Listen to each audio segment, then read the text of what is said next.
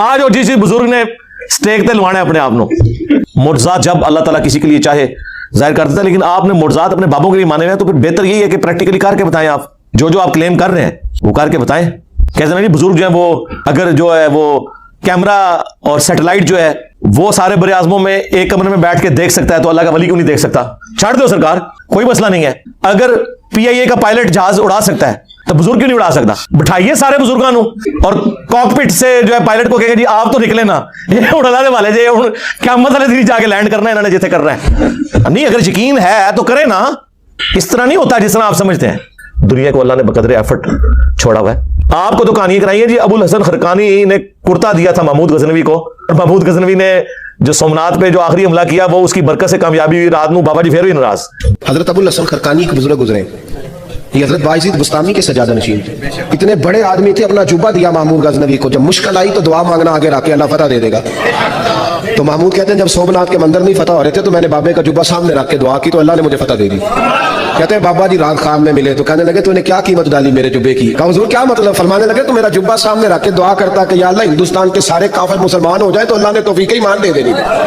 ये तूने क्या दुआ मांगी है? बाबे कितने खुश होंगे जो तक नारा ना मारो इन्होंने अगे तुसी मेरा ना ना लवो।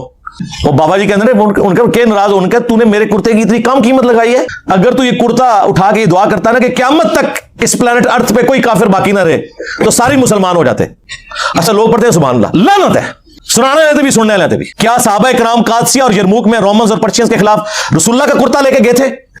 और जब वो कुर्ता हुजूर ने खुद पहना हुआ था, अबू जहल ने तो फिर भी कलमा नहीं पड़ा। तुम लोग कह रहे हो कि रूह अर्श पे सारे मुसलमान हो जाते कुर्ते के वसीले से दुआ करके। और हुजूर का तो कुर्ता वो था जो वाकई शिफा भी देता था। मुस्लिम शरीफ में हदीस है, काला जुब्बा हुजूर का निकाला अस्मा बिनते अबी बकर ने, इनका के नबी इस्लाम पे पहनते थे, हम इसका धोवन मरीजों को शिफा के लिए देते हैं। ये तो हुजूर का चले कुर्ता था। और साहबा के बाद तो हुजूर के जिस्म के हिस्से थे बाल मुबारक। कुर्ता तो बहुत छोटी चीज है, वो तो हुजूर ने पहना ना, जो आपके बाल मुबारक। सही बुखारी में हदीस है, उम्मे सलमा ने हुजूर के चंद बाल निकाले एक डिबिया में और कहा कि ये नबी इस्लाम के बाल है, हमारे मोहल्ले में कोई बीमार होता है मेरे पास वो पानी की प्याली भेजता है, मैं उसमें घोल देती हूँ, शिफा हो जाती है अल्लाह के इज़्न से। यार वो बाल लेके सहाबा कराम रोमन और पर्शियंस के खिलाफ जाके लड़ते और बालों को सामने रख के तो फतह हासिल करते, जंगों की तकलीफ काटी। 8,500 सहाबा और ताबीन शहीद हुए हैं सिर्फ कादसिया में पर्शियन एम्पायर के खिलाफ। कितने लोग हाथियों के नीचे आके शहीद हुए हैं, तुझे निगाह ही मारते रहते हो। सब कहानियां। और अब तो मैंने आपको बहुत पहले प्रिडिक्ट किया था कि अब यंग जनरेशन या तो इल्मी किताबी मुसलमान बनेगी, यानी इल्मी किताबी से मुराद छड़ा मुस्लिम, किताब और सुन्नत के दलाइल मानने वाला, और या फिर वो इस मजहब से ही बरगश्ता हो जाएगी, सेकुलर या एथियस्ट हो जाएंगे। बाकी फिरके फुरके तो हम नजर नहीं आने इंशाअल्लाह ताला।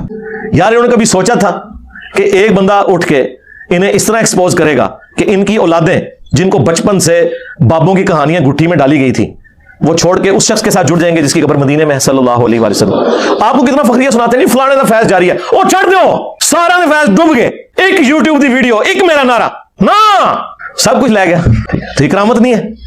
करामत यह है कि अल्लाह का कर्म हो जाए किसी पे, किसी की दुआ कबूल हो जाए, किसी की एफर्ट अल्लाह ताला कबूल कर ले और उसकी बरकत से कोई मामला को जारी फरमा दे। ये कल वो एक बंदे की वीडियो लगी हुई एक बेलवी आलिम की, और वो वाकया ये सुना रहा है। अच्छा वो वाकया सुना रहा है, लोग मजाक उड़ा रहे हैं, ये आपके बुजुर्ग लिख के गए हैं वाकयात। तज़किरतुल औलिया शेख फरीदुद्दीन अत्तार ने 8 से 800 साल पहले लिखी अरबी में किताब है। ये दुनिया में जितने किस्सा कहानियां आपको मिसबाई साहब बयान कर रहे होते हैं, या कोकब नूरानी साहब बयान कर रहे होते हैं, या वो पीर अजमल कादरी साहब बयान फरमा रहे होते हैं, या और लोग, ये सारी कहानियां वो हैं जो लिखी हुई हैं तज़किरतुल औलिया में। और बरेलवी और देवबंदी दोनों इस किताब को प्रिंट किए हुए हैं उर्दू में, और बरेलवियों और देवबंदियों के बुजुर्गों की किताबों में वाकयात इन किताबों से है, चाहे वो फज़ाइल अमाल हो शेख ज़करिया कांदलवी की, चाहे वो फैज़ान सुन्नत हो इलियास कादरी साहब की, तज़किरतुल औलिया। ये सारी कहानियां आपको जितनी जुनैद बगदादी, बायजीद बुस्तामी, दाऊद ताई, मारूफ करखी, सरी सख्ती, सारी स्टोरियां ये उस किताब में लिखी हुई हैं। जो मौलाना बयान कर रहे थे और लोग हंस रहे थे, यार आप इन बच्चों पे हंस रहे हैं, ये तो उनकी जायज रूहानी औलादें हैं कि जिन्होंने ये वाकयात लिखे हुए हैं और वाकया का बयान कर रहे हैं। वाकया बयान कर रहे हैं कि जी आशिकों के पेशाब देखकर, उनका यूरिन देखकर, उनका कानून देखकर लोग मुसलमान हो गए। ये बात मैं नहीं कह रहा अपनी तरफ से, काउंसिल उलमा सैयदुत ताइफा हजरत जुनैद बगदादी कहते हैं। मेरे मामू, मेरे पीर मुर्शिद हजरत सैयद नसीर सख्ती बीमार हुए।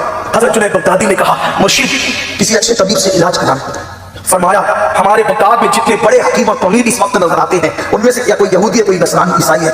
मैं अपना हाथ किसी यहूदी नसरानी के हाथ में नहीं दे सकता। हजरत जुनैद बगदादी कहते हैं मैंने अपने पीर का इलाज कराना था। मैं गया तबीब के पास जो था यहूदी या ईसाई।